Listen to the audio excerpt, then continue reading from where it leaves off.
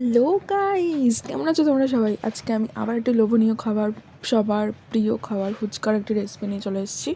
Recipe না, preparation. তো দেখো, আমি ময়দা আর সুজি একসাথে মেখে নিয়েছি। মেখে ওটাকে ডো বানিয়ে সেটা গোল গোল করে রেখে সেটাকে আমি ভালো করে বেলনি দিয়ে বেলে নিয়ে এটাকে আমি একটা মুটকি দিয়ে ছোটো ছোটো করে কেটে নিচ্ছি। তোমাদের কাছে এরকম মুটকি অবশ্যই থাকবে বাড়িতে। তারপরে এভাবে বেলে বেলে সুন্দর করে একটা খবরের কাগজের ওপরে পাতিয়ে পাতিয়ে রেখেছি। দেখতেই পাচ্ছ কীভাবে কেটে নিচ্ছি, ভালো করে দেখে নাও। খুবই সহজ প্রসেস। এবার কড়াইতে আমি তেল গরম করে নিয়েছি। তেল গরম করে নেওয়ার পর এই একটা একটা করে দুটো করে ফুচকা আমি এইভাবে ভেজে নেবো। খুব সুন্দরভাবে দেখো কত সুন্দর করে ফুলছে। তোমরাও এইভাবে বাড়িতে বানাও, ট্রাই করো, আমাকে জানাও কমেন্টের মাধ্যমে যে আমার ভিডিওর কেমন লাগে তোমাদের। এরকম খুব ভালোভাবে ভেজে নিতে হবে। গোল গোল করে সুন্দর করে ফুলে উঠছে, তোমরা দেখতেই পাচ্ছ কত সুন্দর ফুলে যাচ্ছে ফুচকাগুলো।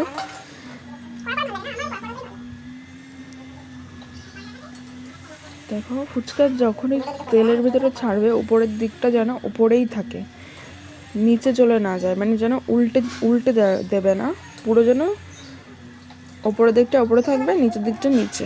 তারপরে ফুচকা যখন ভেসে উঠবে ওপরে, তার উপরে তেল দিতে, গরম তেল ফুচকার ওপরে দেবে। দেখো আমি কিভাবে করছি। আর একটা দেখে নাও, ওই যে যখনই ফুচকাটা উপরের দিকে ভেসে উঠবে তার উপরে গরম তেল দিয়ে দিতে হবে আস্তে আস্তে করে। দেখো কত সুন্দর ফুলে উঠবে। এই যে আমার গরম গরম এক গামলা ফুচকা রেডি হয়ে গেছে।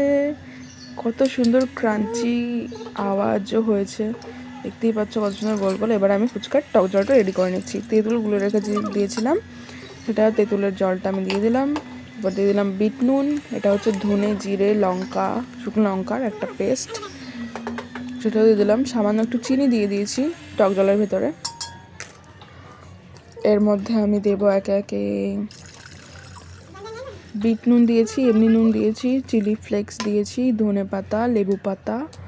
তোমরা গন্ধরাজ লেবুর পাতাও দিতে পারো, গন্ধরাজ লেবুও দিতে পারো। আমার কাছে লেবু ছিল না, আমি পাতা দিয়েছি। সো আমার টক জল রেডি, সিম্পল। তারপরে আমি বানাবো ফুচকার আলু। এই যে আলু, সিদ্ধ করা আলু, আমি খোসাগুলো ছাড়িয়ে নিচ্ছি। খোসাগুলো ছাড়ানোর পর এই যে কটা সেদ্ধ করা কাঁচা লঙ্কা দিয়ে দেবো এর ভিতরে। আলুটাকে ভালো করে ম্যাশ করে নিতে হবে, হাতের সাহায্যে করতে পারো তোমরা, ম্যাশ করার যেটা থাকে তার সেটা দিয়ে করতে পারো।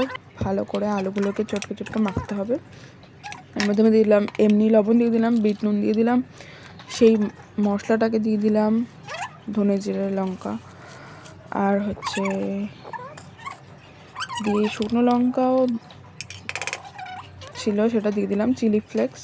আর এর মধ্যে দিলাম কাঁচা পেঁয়াজ, কাঁচা লঙ্কা, আর টক জলও দিলাম। তারপরে কটা ফুচকা একদম ক্রাঞ্চ করে দিয়ে দিলাম। আর এর ওপরেও আমি সামান্য লেবু পাতা সেন্টের জন্য দিয়ে দিলাম, আর দিতে হবে ধনে পাতা। এবারে আমার ফুচকা রেডি।